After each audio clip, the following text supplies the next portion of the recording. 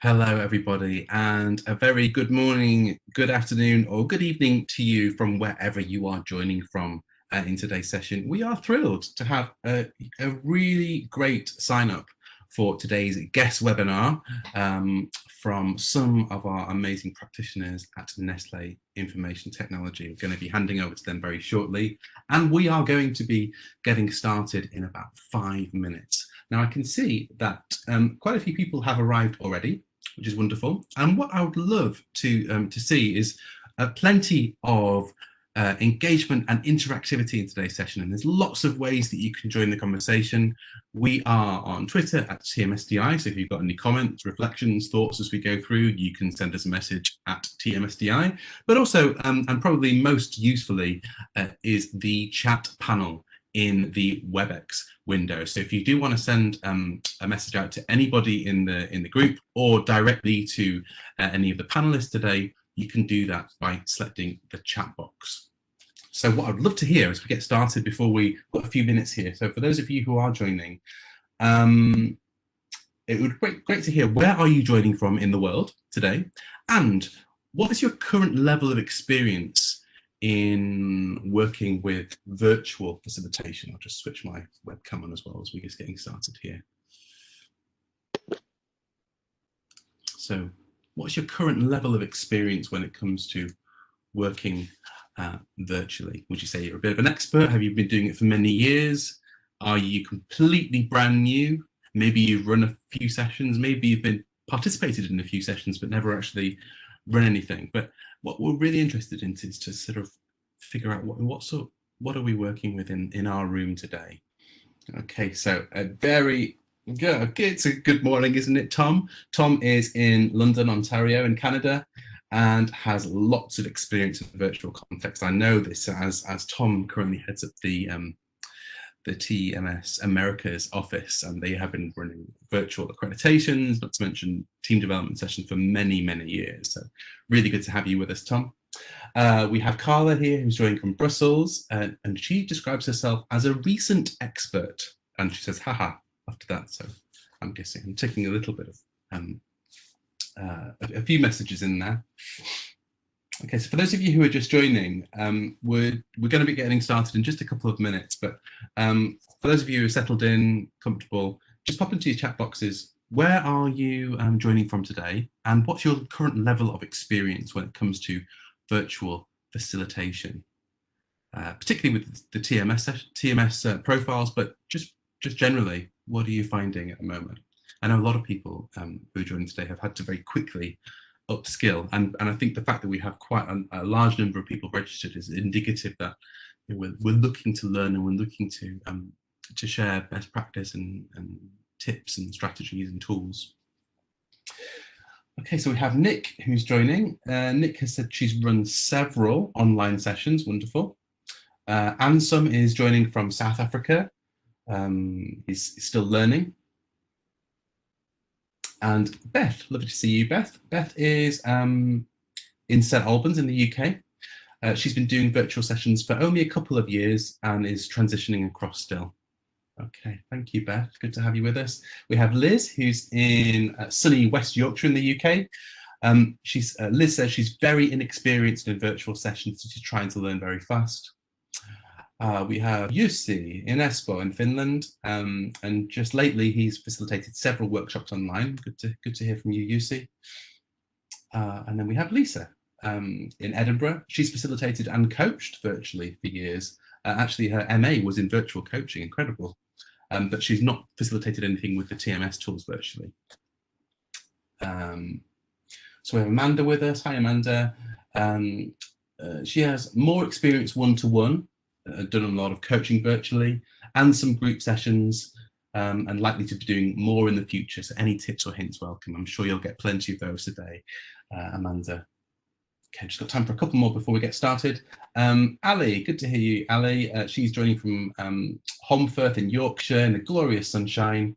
Has got a mid-level of experience of online facilitation and has done a couple of follow-on sessions for TMP, having shared the profiles face-to-face early in the year. Okay, yeah, so actually, yeah, follow-on sessions for TMP works really well virtually, absolutely. And then we have Brigitte, who's joining from Germany. Hello, Brigitte. Virtual experience is quite low and looking forward to getting some insights and ideas to go ahead. Wonderful. Okay. Great, so I think we are just about on time, and I can see Connie and Marit are here too, which is wonderful. Let's get started. There are quite a few people just joining as I say now, so a very warm welcome to everybody. It's a great pleasure to have you with us, and particularly spending your Friday afternoons in this learning space with us. We really appreciate it, and I'm looking forward to the next hour or so. So without further ado, please do continue contributing. We're going to leave that chat panel open for the entire duration of the session, so you have lots of opportunities to send questions, comments, reflections, concerns, queries, and between us, I think Connie and Marit and I will do our best to answer all of those questions. We might not get to all of them, but we'll certainly do our best. And the best way to send those questions in is by clicking into the chat box, not the Q&A. Chat box is always going to be the best way to do that. And also you can send us any feedback, comments, questions via Twitter as well, which we'll be monitoring. So this is about virtual facilitation, and particularly using some of the TMS profiling tools. And we're going to be hearing from two practitioners from Nestlé's information technology division about how they have successfully managed that transition from the physical workshop environment into a virtual space. And so we're really looking forward to hearing more about that. In the meantime, my name is Mark. I'm going to be your host today.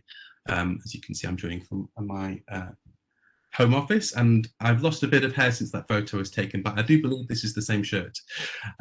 It's a great pleasure to see so many familiar faces on there, as well as some faces that we haven't heard from some years now. So if you're joining one of our guest webinars after a little while, then a special warm welcome back. There will, of course, be plenty of opportunity for questions and comments towards the end of today's session. We've got probably about 45 minutes worth of content, and then plenty of time for Q&A towards the end. But by all means, if you have any as we go along, or if you want anything clarifying, or you want to just check anything that's been said or shared, please feel free to just type that into the chat box, and we'll hop onto that as soon as we possibly can.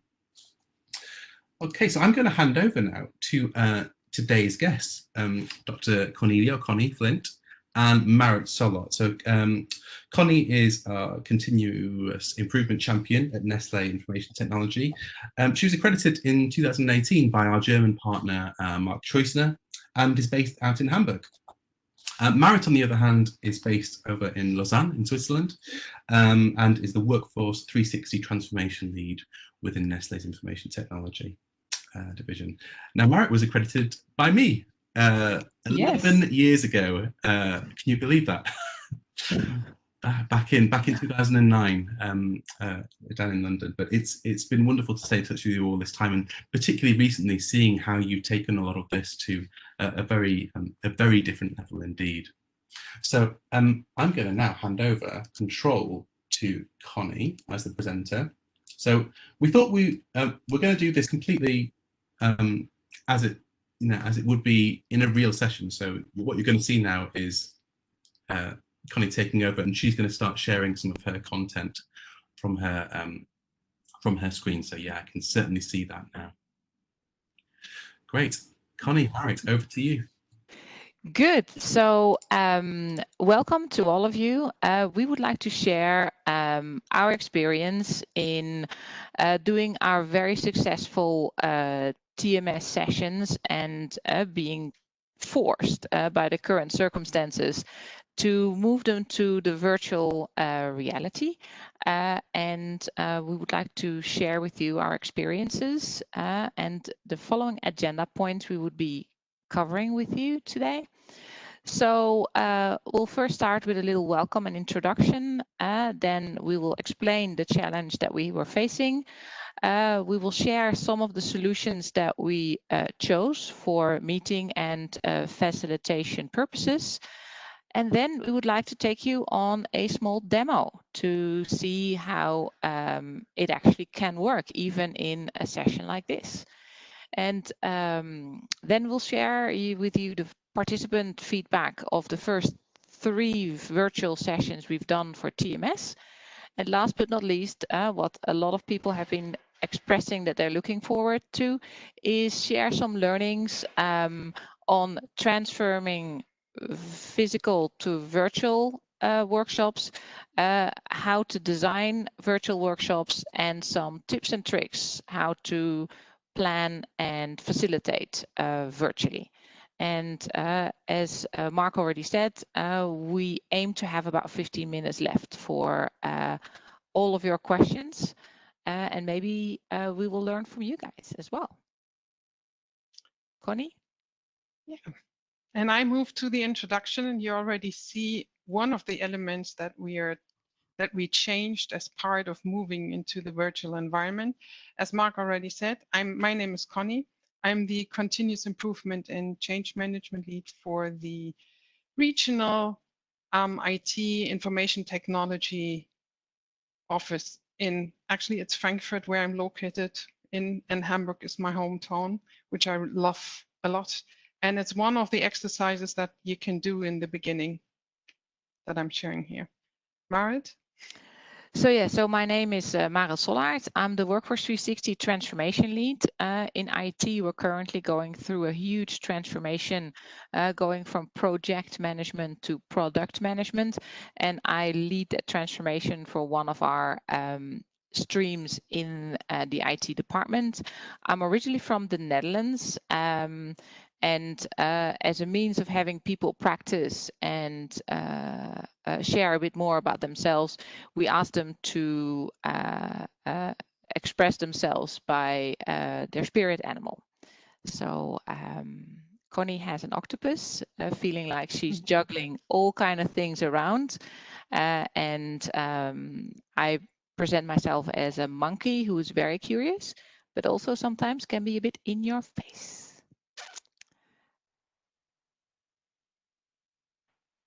So what was the challenge that we were facing? As I said before, with the IT community, we were going through a transformation. Part of the transformation was changing the way we operate, but also changing where we operate from. So delocalizing from Veve as a central hub to more using our hubs in Milan, Barcelona, and the 3 regional hubs around the world, Frankfurt, Sydney, and St. Louis. So having embarking on new ways of working, so forming new teams with people that have more or less experience within Nestlé, we decided that we were going to use TMS as a starting point for the new teams to start working together from. So we did, I would say, probably the standard approach. We had intensive 2.5-hour team building sessions in which we would go through the TMS material. So a series of exercises, honestly, no rocket science. Most of them were straight out of the TMS-DI database. And as you can see from some of the pictures, they were highly appreciated sessions. People really loved the TMS profile and the work we're doing with it.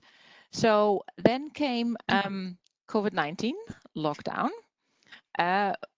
We are all of a sudden no longer able to travel for these physical sessions. So, but we still had more people onboarding, and there still was a huge need to do those sessions.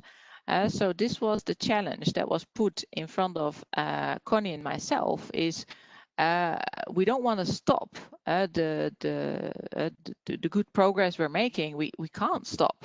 So how do we move these highly successful sessions into virtual sessions with the same amount of learning experience, success, and pool for continuation? So the first solution that we took is the meeting platform. For this, we used in our environment Teams from Microsoft. Within Teams, you can have everything in one place. You have in tool the possibility to have breakout rooms, easy to jump between the sessions. And therefore easy for us as facilitators to jump between the groups. So as you can hear from that, we worked with breakout sessions in there. We didn't keep everything in the same group. And one of the examples we're going to show in the demo. And you can see also in Teams the participant mosaic with the different videos. Of course, Teams is one of the possible solutions. We are not the solution experts there. This can also work with Zoom. I'm sure also with WebEx here, we wouldn't be the right people to get in contact to. The other solution that we took is we needed a platform that we can use as a board. And here we choose Mural.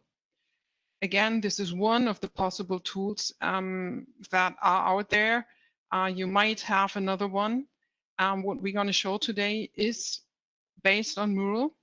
What we found nice about going into that solution is it was intuitive for us and very flexible in the navigation. And as you see, I'm already presenting you this using Mural as a presentation tool, having an agenda ready. It is easy to prepare and customize. So we created our own template for those TMS sessions. What I specifically like is that you can lock elements to the board and that they cannot be moved by the participants. You will see later on, sections can be hidden and revealed, and we are playing around with that a lot. You have the possibility for the simultaneous collaboration, which you of course need. It's like going to a whiteboard in a room, just that everyone is at their laptop. And you can add anonymous guests with no account, and this is what we're going to try out today. And I saw somewhere going through the chat that we have someone from Mural with us. So in case it's not working, I know whom to ask there for support, because you also have to know we started working with Mural within Nestlé only beginning of March. But we liked it that much and we found it so easy to use that. It took me, I think, half a day to set up a first workshop session within it, so that learning how to use the tool plus setting up the workshop, so that should take away any fear to work with it.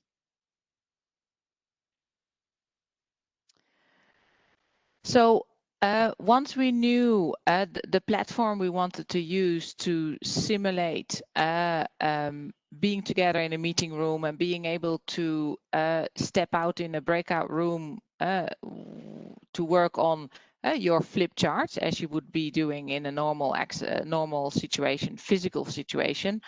And we had sorted out the application we wanted to use to be able to collaborate as easy or flawless digitally as possible. We then needed to look at the exercises, because some exercises are easier to translate into the virtual reality than others. So for instance, originally we had a session that lasted about 2.5 hours. Obviously, it's much easier to move 20 people into 4 corners of the room around flip charts than it is to get them out of your general meeting room into the breakout and to get them to move. So what we see is that in virtual workshops, they do take longer because you need more time to move between sessions, and sharing is just not as quick as it is live in front of a flip chart. Also, attending virtual workshops drains the attention span more. So you need to have more time for breaks. And therefore, you have to reduce the exercises and rethink how you're going to run the exercises virtually. So, for instance, some of the things that we had to change was our original introduction exercise was drawing a picture of yourself. at work and at home. In the virtual reality, people are, even if you can make a free drawing, people are not very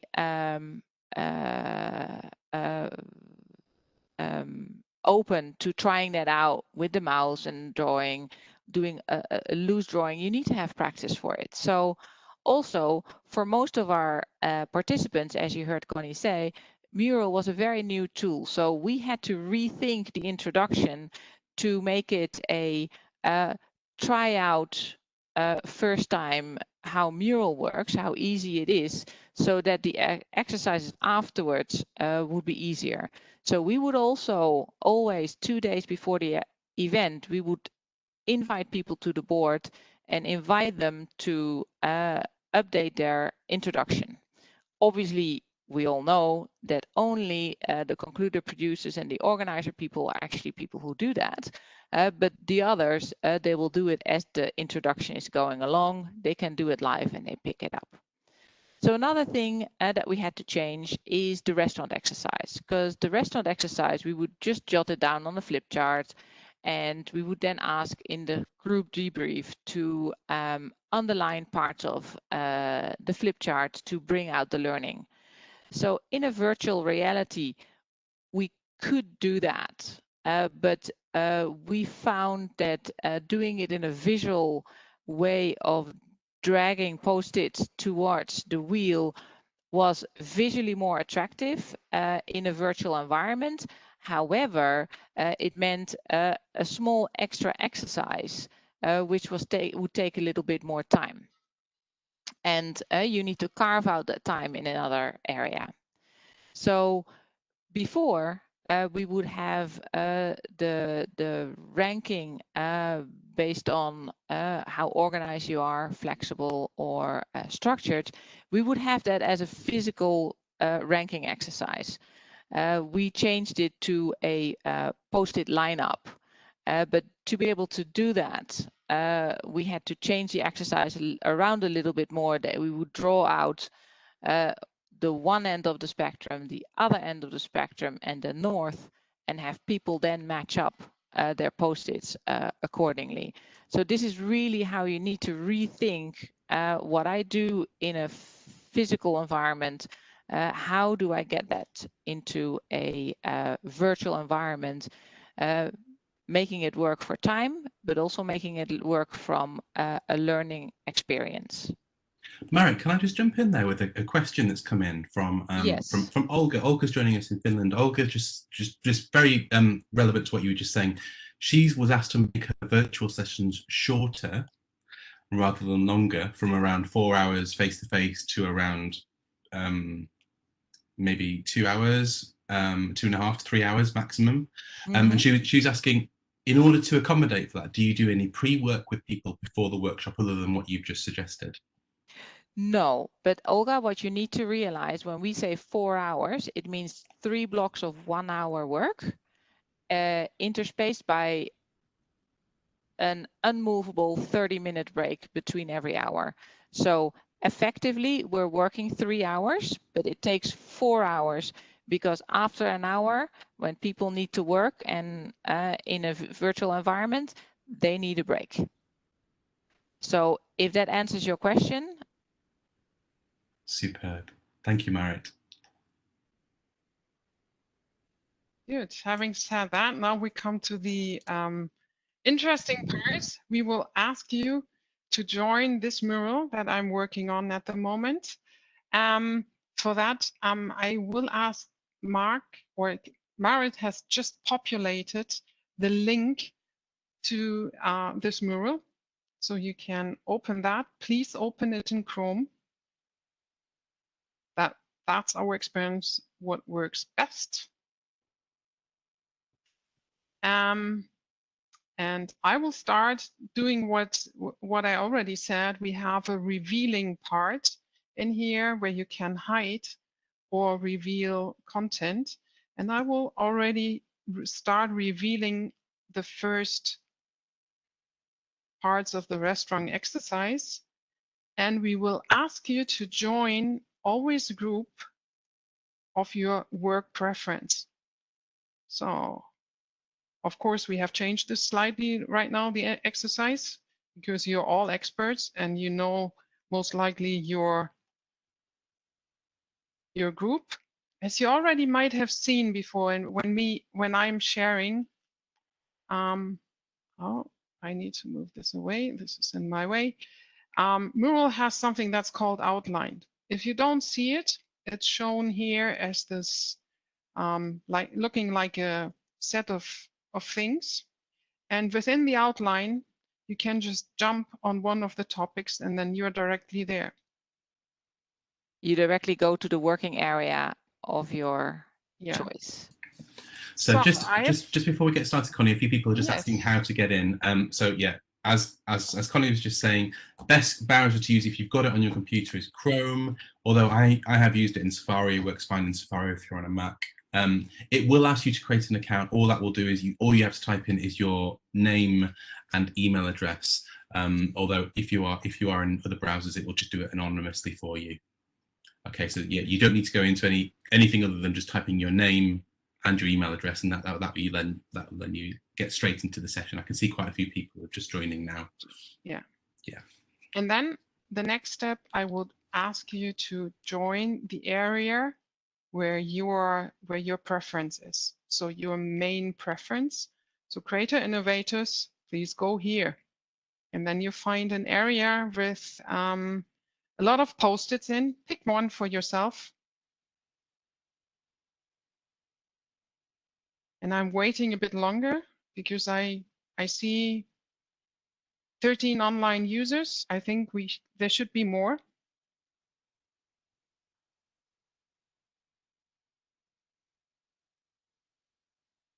Olga, I see you. Has your question been answered by Mark's intervention before? Yes. So yeah, good. I think so. Yeah, and Beth's just saying it's sending a verification email to accept. So just if you are doing that, although when we tested this the other day, actually you can get in without the verification working. You should be able to just jump in as a guest. So yeah, Ali's just asking, please explain how to do it again. So if you go via the link that we've just posted into the chat, I will repost it. That will bring you into the session. Here it goes. Here it is again. That should then invite you to either just type your name, email address, and then it will bring you in. I think quite a few people are in now already. Yeah. Before I put the time pressure on, because that I will do in a short moment. Please go into the area with your main preference, and we will ask you pick one sticky note for yourself and add one thing that you will do. If you want, imagine you're opening up a restaurant in 6 months' time, and what is the one thing that you need to do, the most important thing until that time within the 6 months. And I will give you 1 minute for that. And at the top of the mural, we will have a countdown working for us.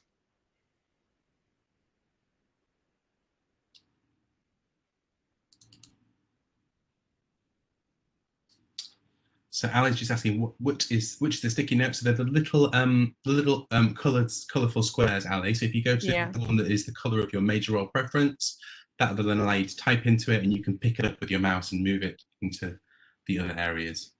No, you just right now you just write your we start your contribution. Your contribution. We start with just writing your contribution.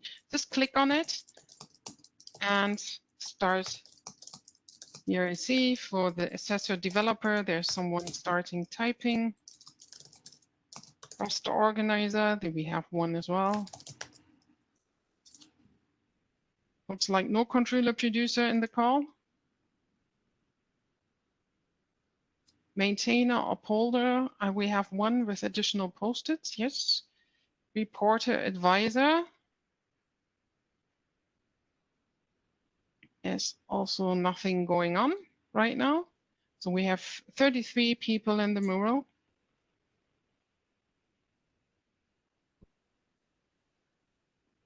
And time's up already. So I hope we have something in there. It was just to show you that it's rather easy to put in. Now I'm going to reveal the wheel beside your area. So you will get now for your creator innovator wheel, and for the explorer promoter, successor developer, and we would ask you to move your contribution onto that wheel.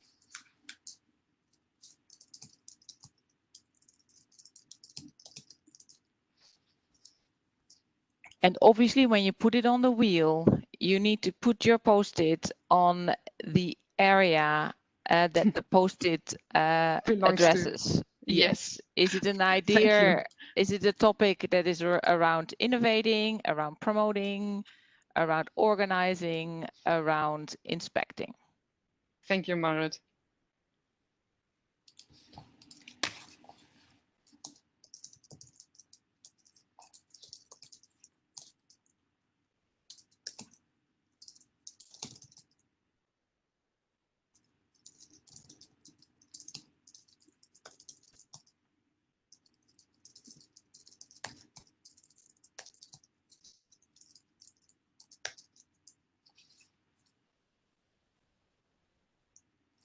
Okay, I see some things coming.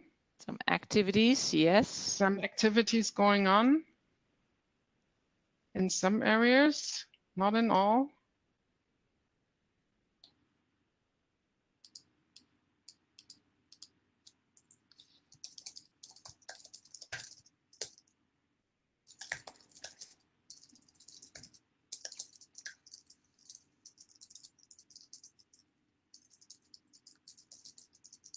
Okay, then I will have a look.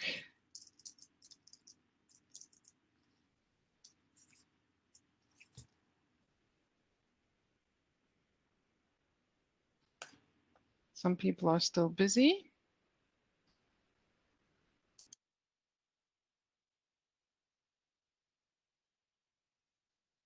For the creator innovator, we have 2 sticky notes.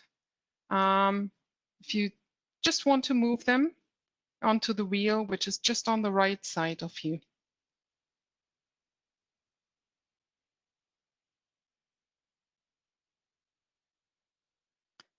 Perfect, thank you. Perfect, thank you. So for those who didn't manage to get in, you can see that there were 2 people working in the file at the same time, and it's not giving a lot of issues. So since we're doing most of these exercises with people within our company, we don't really face situations like Olga, because for us it's an approved tool. But don't get me wrong, we always have 1 or 2 that have initial difficulties. Very often they're related to opening it in the wrong Explorer, but that's a different story. Or having network issues. And network issues as well. It's also quite common.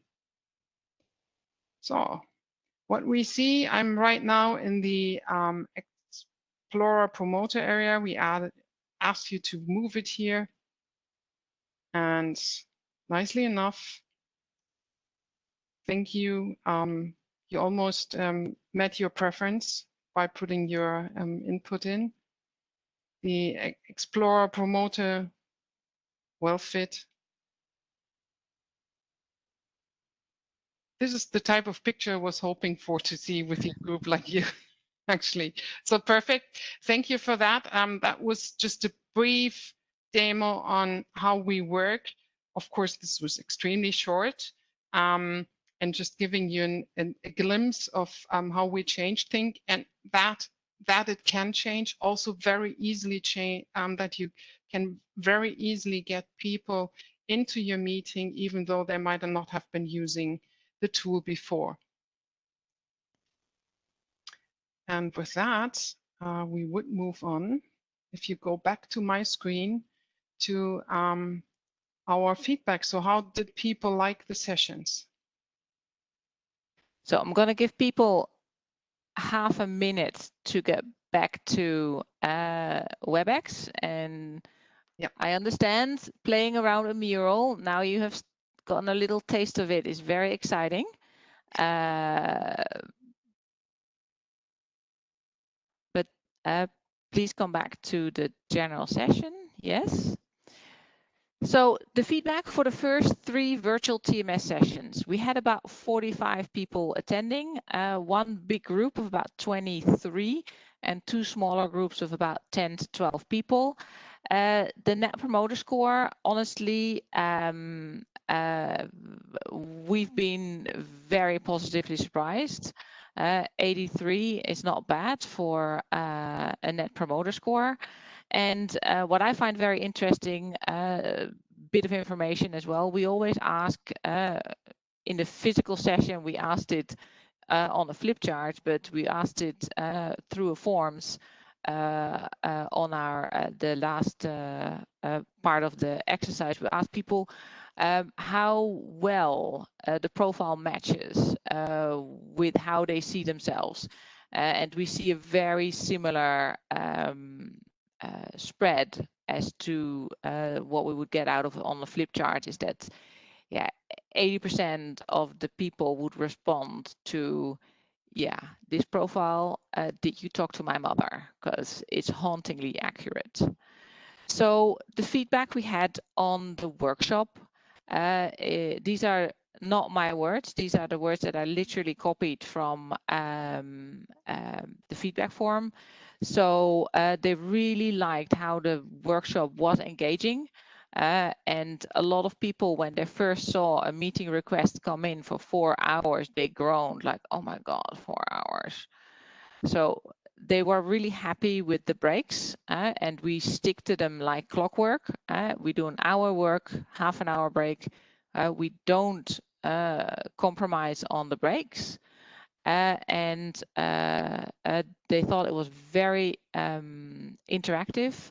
One of the feedbacks that we had that I didn't share here because that we're here means that we already all quite like TMS, but some of the feedback was around that TMS, they were wowed away by the concept and they liked it much better than HBDI or Myers-Briggs or anything they've ever done before.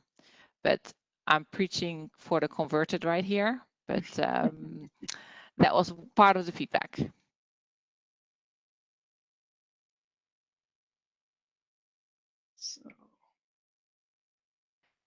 So when we talk about the learnings, what are our learnings around going virtual? So when we talk about learnings from a virtual perspective, is we were very surprised to see the same behavior come out and the same learning experience as we had before. So we would obviously, when the teams are in their breakout rooms, we would use the functionality from Teams that facilitates for us a really quick hopping between the teams. We would exactly hear what you would observe in a physical session as well. The breakout room with the extroverts, lots of laughter, people talking through each other, and the creators, they make really messy work areas, whereas if you listen in to the introverts, they listen to each other, it's well composed, they really behave around the circle. And if you look at the work from the more structured people, their working areas are very structured as well.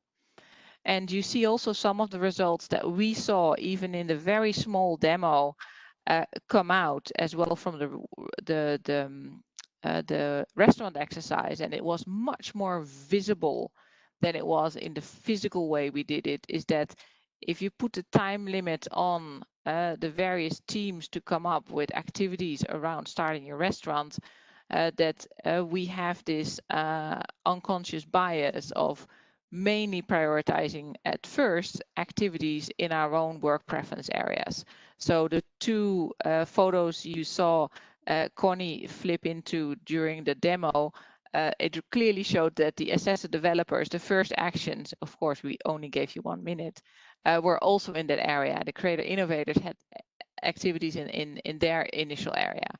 So this was very interesting to observe because we had honestly our doubts if it would.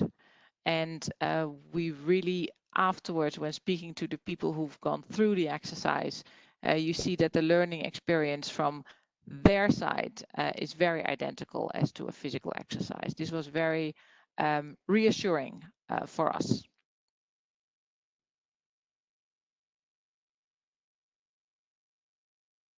So some feedback on what we learned on our way generally for virtual facilitation. One is prepare, prepare, prepare. So that's why the first slide is really looking at preparation, because the planning and the preparation part we found out is really key. You need to be prepared for different eventualities, where in the normal workshop environment, you would just go to the flip chart and start writing something and making a circle on something. Here, it will make your life much easier when you have already those eventualities planned in. As Marit already mentioned, we always plan breaks and plan them longer and more frequent, because for those interactive, more soft skill related sessions, it is really key for the people. They don't have the span of control to do it. And you also need it as a facilitator. What we say generally for workshops by now, no more than 4 active hours per day. That's what we found out, where people are still concentrating also to the last bit. What we do is, and what we really recommend to do, is design every instruction in advance, because telling them on the fly, you have more, it gets more lost in translation when you don't see necessarily the facilitator straightforward with the full body when you're not in the same room. What I did here, I prepared a detailed board, and there's more on the board than we most likely will use today. That's one of the things also on the preparation side. Make participants aware of the tools beforehand, so they get an exercise to do up front, or they get the link to the tool up front. In our case, Teams, they know, but Mural is very often new. Or if it is MS Whiteboard, then Microsoft Whiteboard, sorry, then it's, yeah, please already familiarize yourself with it. Have a list of your participants and with the preferences at hand. As I don't have, for example, I don't have a printer at home, so I have always a handwritten list with me, and I'm ticking off the people where they are, and knowing did I address everyone. So I'm using that quite regularly. And then when we go through the session, it's very important to have all people joining in separately. Even if you have several people within the same building, and they could by now still go into the meeting room, and you have some others being at home and joining in online, it's easier to facilitate if everyone joins in from their own PC. As already mentioned, I'm addressing participants more directly, because generally the amount of speaking in a virtual environment is far more reduced. I personally have my perception, and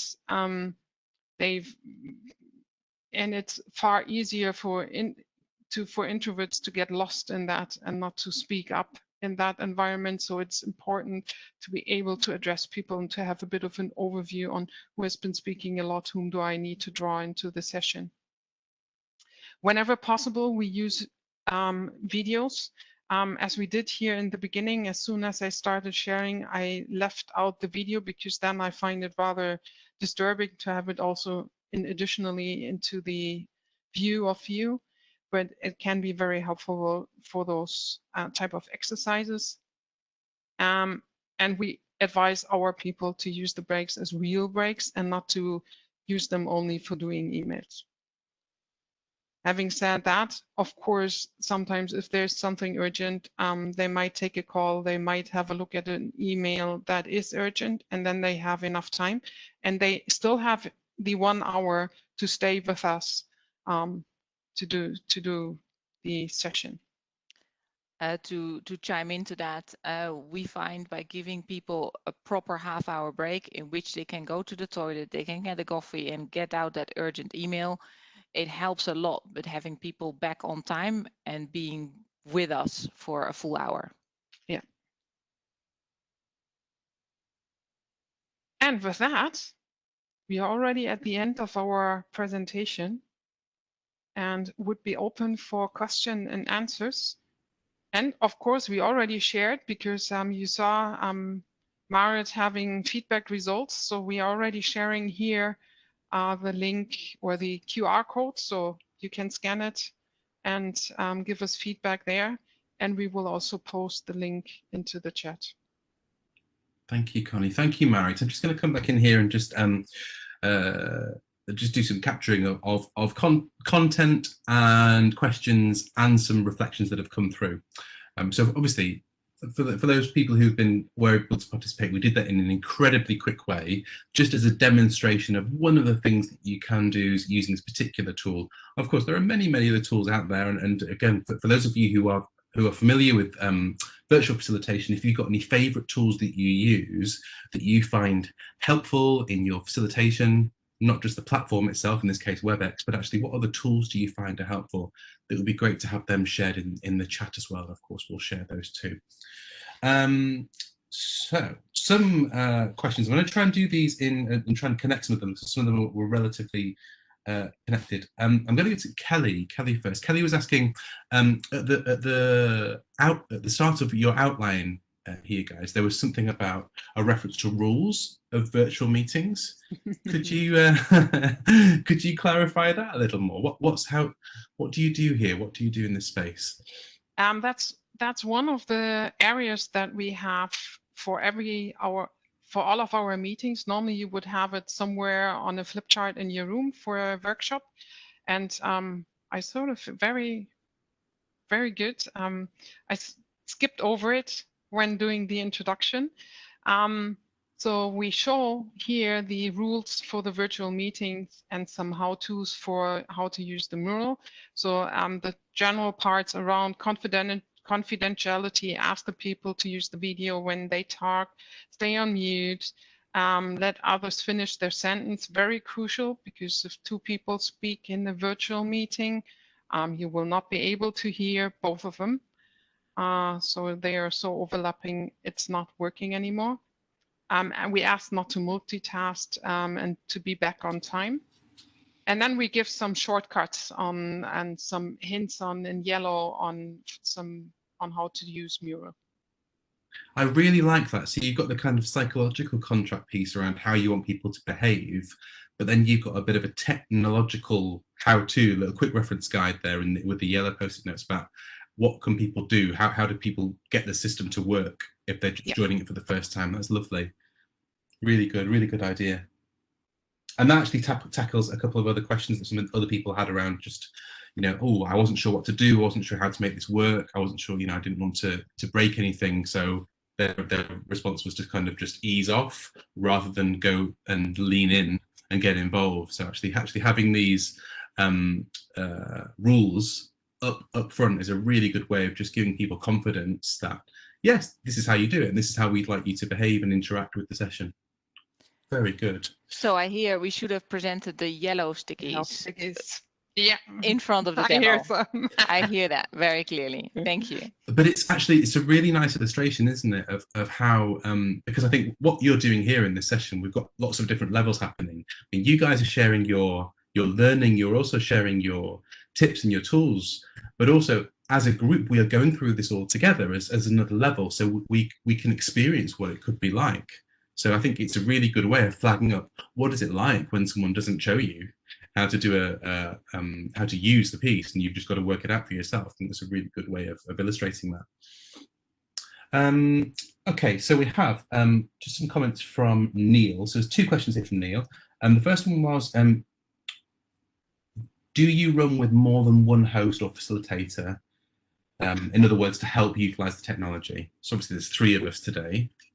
Clear recommendation, have 2 facilitators min, depending on the size of the group. But even if you have a small size, it's better to run it with 2, one taking care more of on the technical stuff, the other one doing the main facilitation.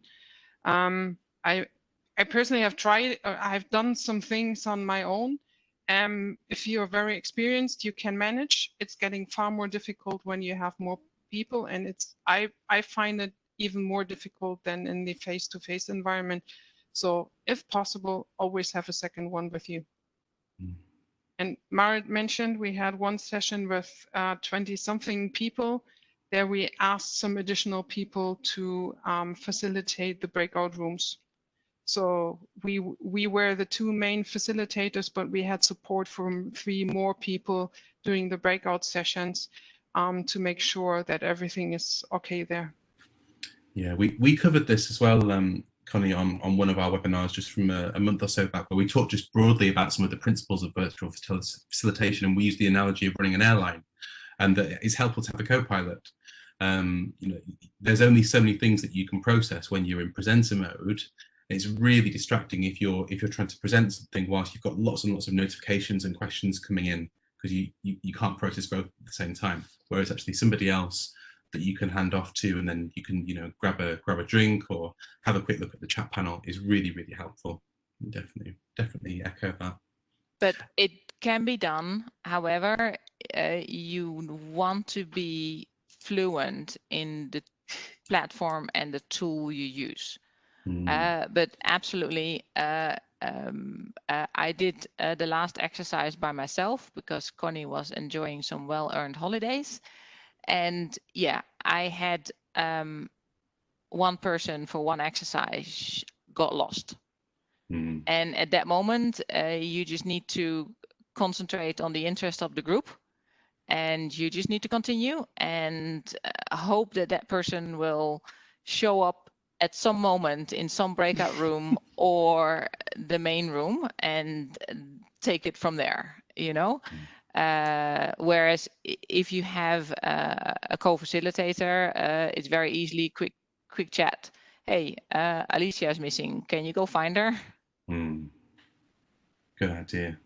We've got a couple of connected questions here about preparation. So Neil has also asked, did the preparation time take longer ahead of workshops? And if yes. So, how much longer? That was quick. Yes. And then just on a connected note, Tom has just said about specifically, did you spend more time preparing the team leader for virtual compared to face-to-face? So there's your preparation as facilitators and then your time working with the facilitators. Did you find that was anywhere different? Marit, do you want to take it? So there's preparation and preparation. So Connie and I, we spend a lot of time moving from the physical to the virtual. There we took a lot of time. Going from session 1 to session 2 to session 3, when we have started to get templates in place, it starts to take less time. So me personally, I'm an assessor developer. Normally my physical exercises, literally, I would print out the summary of the people attending half an hour before. I would quickly compose the groups and off you go. I could do the session in my sleep. Here, I've learned, thanks to Connie, that I need to prepare. So you need to prepare the groups in advance. You need to have it all ready in the tool. So yes, depending on who you are, which kind of profile, it will take more or less preparation time than you would usually do. If you're a concluded producer or a controller inspector, you probably would have done a lot of preparation, and the preparation is probably the same. That would be my answer. The biggest preparation is the first time you do it virtually. And then afterwards, when you start having templates in place, it becomes less. But I definitely prepare more for a virtual session than I would have for a physical session. Because in a physical session, you can wing it. Something goes AWOL, oh, you just put a new flip chart, you write something on it. You forgot something, no worries. You pick up the pen and fix it. Here you can't. Yeah, good suggestion. Anything you'd want to build on there, Connie? No, it's a clear yes. It takes more time to prepare upfront, because there was also the question: do we spend more time with the lead? In those cases, in those sessions here, we had mixed groups anyway, because it's the start for further sessions afterwards that are building on the TMS part. So we use this as a broader one. We had no specific lead in there. We didn't need to prepare that lead in a different way. If I would think of a team building event where I have the lead extra, yes, I would prepare him or her differently, but this was not the case in our case. Was not. We didn't do that. Yeah, thank you.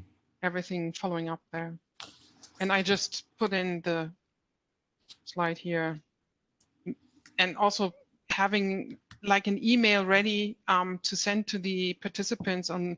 They need to have Chrome in place. They need to have a look at.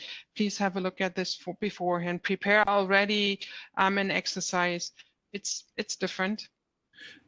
Yeah, yeah, and I can imagine that's the case. I think it might not be any more or less time with a leader, but you might want their focus to be slightly different. So thinking about some of the rules that you covered earlier on and some of the contracting pieces around, we want you here, we want you present in the room, as opposed to doing emails because you think that your manager is going to be on you because you haven't responded to that really urgent email. Actually, you could probably do some work around contracting with the leader there to make sure that you've got their full support in ensuring that people can be fully present in the room and really engage with what you've designed for them.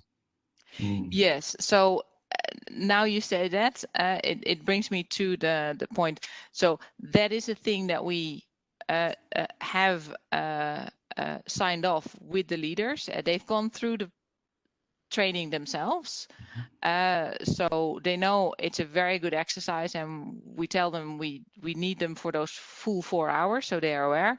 And we also, when we send the invitation to the people, there's a very clear, so if you can't liberate those 4 hours on your agenda, don't accept. Come to the next session, because there's no use of you stepping out for half an hour to attend a meeting and then come back. So, which helps in having the people available for the full 4 hours. And now having the buzz going around that this is a great exercise, we have less problems of people saying, oh, I can attend, but only for 2 hours. Is that okay? No, it's not. Yeah, I like that. Thank you. Thank you, Marit. I've got a couple of connected questions here around the kind of the tech side of this and just some possible challenges that people might face if they're introducing this in different audiences. So Alberto has asked around, what do you think this would be like? And I appreciate you might not be able to answer this, but I'd be interested in your take on this. What do you think would be different about deploying this in a non-IT environment? And just on a related note, David's also just shared, David's company works with lots of global clients who don't allow them to install anything that's non-standard. And so have you got any suggestions for how people might use something like this with teams who are very new to this kind of solution? Does that make sense? Yes. So interestingly, being an IT department doesn't necessarily mean that people are 100% tech savvy. Moreover, as Connie already mentioned, Mural has only been launched as an app we can use since March. So I'd say 90% of the participants to our workshop had never seen Mural before. So they were doing the same learning curve as the couple of people that managed to get in, that managed to post the post-it. They gone through that same pain as you've gone through right now. So, and we wanted to show it to you in a demo because we were anticipating this question. Yeah, this works because you guys are IT. Mm-hmm. No, we're not. And we actually have run one of the sessions. We had about 60% of the participants that were non-IT people because the word is spreading and we're moving outside of IT with this. So as said before by Connie, there's multiple tools that can do this. The question is, if you run this with clients, you need to find the tool that they use that is similar. We looked at Whiteboard as being an option that is available to a lot of people, but we find it not flexible enough. But obviously it can be done. Brilliant. Thank you. And to add to that, those people not being part of the IT were actually HR, which I think is they normally don't show off that much, and having contact also with people outside IT, they struggle the same as our people do. I didn't find it, so I had sessions not for TMS but for other parts where we were using Mural. Mural itself doesn't need to be installed, and I know other solutions don't, so they're working cloud-based, and therefore you can work with a link in Chrome. That's something that you can use, but in the end, you need to align with the client what they are able to use, and it's the same as the conferencing tool.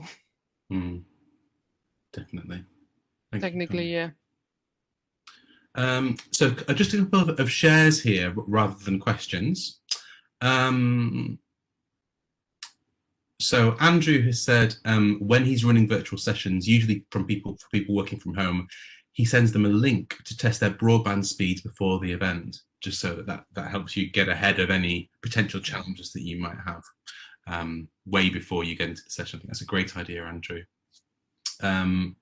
Tom has also shared, in terms of timing, when they're running virtual sessions, they often do 2 sessions that are 120 minutes each. So the first session would focus on the 4 work preference measures, and then the second would be a week or 2 later, which focuses on the types of work model, which is a really nice way of chunking it down. It comes back to this idea of it doesn't have to all be part of the same session. You can actually chop it into sort of mini sessions that are bite-sized, that give people just a little bit of extra time to digest them and time to reflect in between.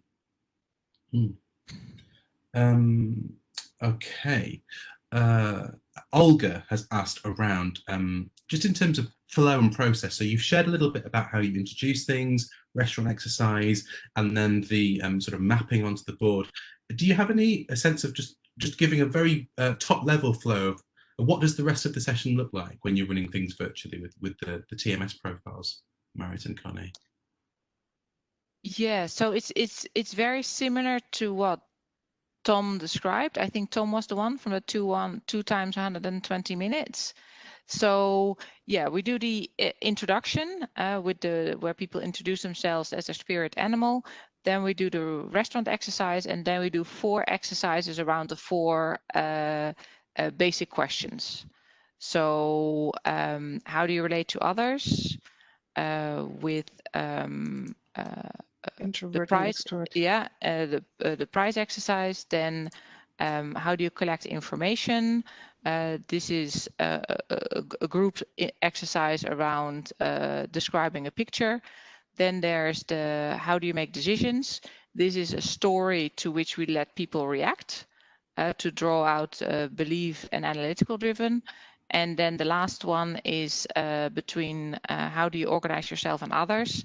It's about structured and flexible, and that's where we did previously the physical lineup, and now we do a lineup with post-its where we ask the two extremes to give us the north and the south, and then sort of the person in the middle to give the middle, and then let everybody plot themselves where they see themselves. It's brilliant. So you see Connie do that right now. Mark, and are there any further questions? Yes, indeed. So I think just another share. So I think we've got time for just two more. Beth has said, so should it be of interest, we are introducing Miro, which is similar to mural, so M-I-R-O, and we had not thought about converting the TMSDI session using this kind of tool, so thank you for the inspiration. And then finally from Susan, this is a question to you both. How do you handle people that you think might be distracted or disengaged during a virtual session? What do you do there?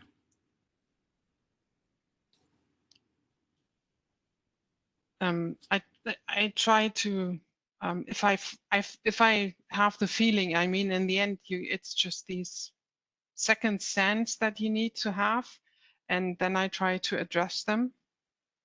Up to now, I guess specifically for the TMS sessions, we were so we had I didn't face it that this as a real problem. They were really buying into it and they were really following it.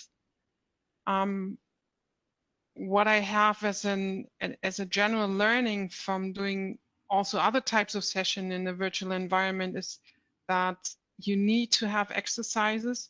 You need to have them moving. As soon as you have them listening and doing too many PowerPoints, they are starting to get distracted.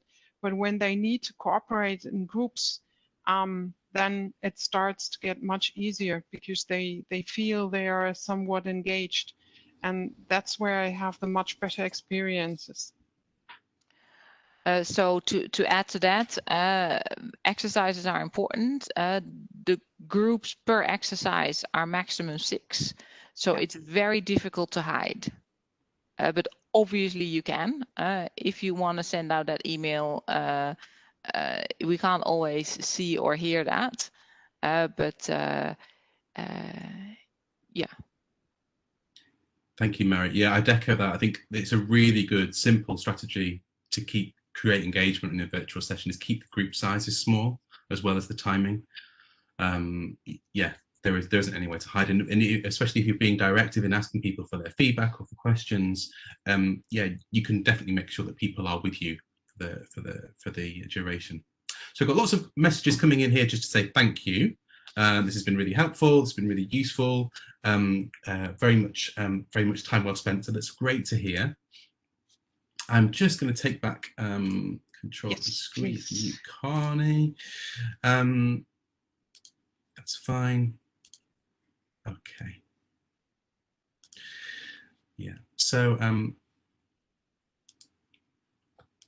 yeah, just really before we finish up, just some news and announcements from the world of TMSDI. Let me just make sure that's shared properly. Here we go. That's better.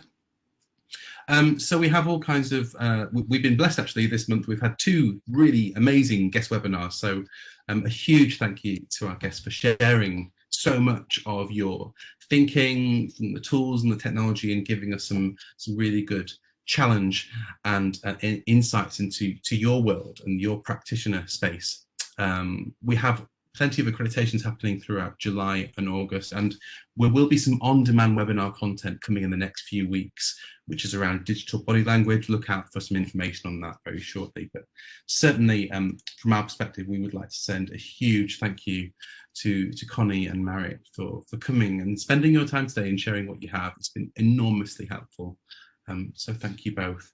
In the meantime, to all of you for joining, thanks for your time too. Thank you for your engagement. Thank you for your comments, for your questions, and enjoy the rest of your Friday and your weekend ahead. Thank you very much. Thank you. Thank you. Thank you.